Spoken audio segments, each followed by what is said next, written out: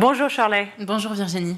On commence ce journal avec un appel à la grève et au boycott, une semaine après la rentrée. Oui, de la part de plusieurs syndicats enseignants, dont le SNUIPP, Force ouvrière et la CGT.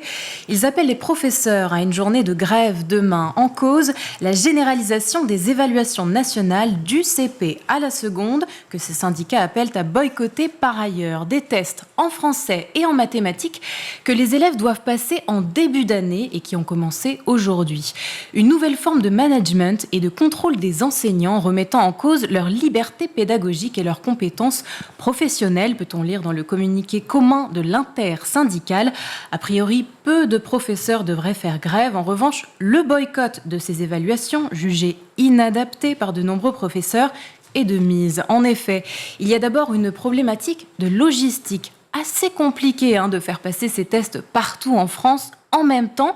Certaines écoles n'auraient pas reçu les livrets d'exercices pour chaque élève. Par ailleurs, le fait que ces tests soient standardisés pose aussi problème, comme le souligne cette enseignante au micro de Sonia Princet sur France Inter ce matin. L'enseignant n'a aucune prise dessus. On lui reçoit un livret et ensuite il rentre les résultats que ses élèves ont mis dans une machine qui traite ces résultats et qui recrache, entre guillemets, une évaluation de l'élève. Et en fait, la machine, elle ne connaît ni l'enfant ni la classe.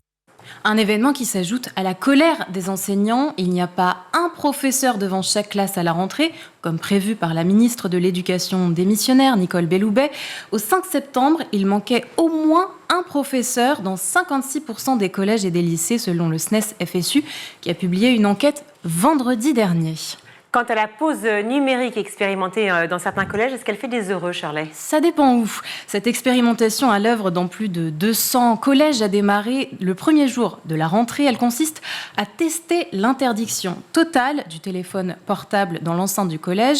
Les élèves doivent donc déposer dans un casier leur téléphone au lieu de le garder au fond du sac.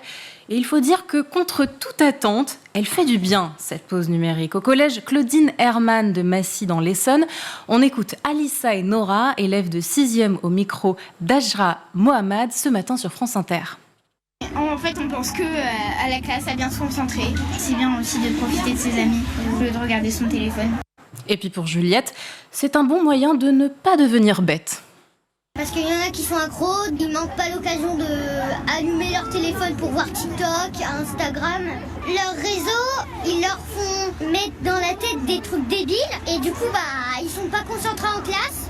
En revanche, si on va du côté de la Loire, dans le collège de Langeac, c'est un autre son de cloche. Noémie Bonin a tendu son micro aux élèves pour France Info. Ça m'angoisse un peu parce que si on me vole, si ils touchent mon téléphone, pour moi c'est... En fait mon téléphone il est à moi. C'est votre doudou quoi. Oui, c'est mon doudou informatique. Un doudou informatique, la jolie formule. On va suivre le dossier ces prochains mois parce que cette expérimentation est censée être généralisée à partir de janvier 2025.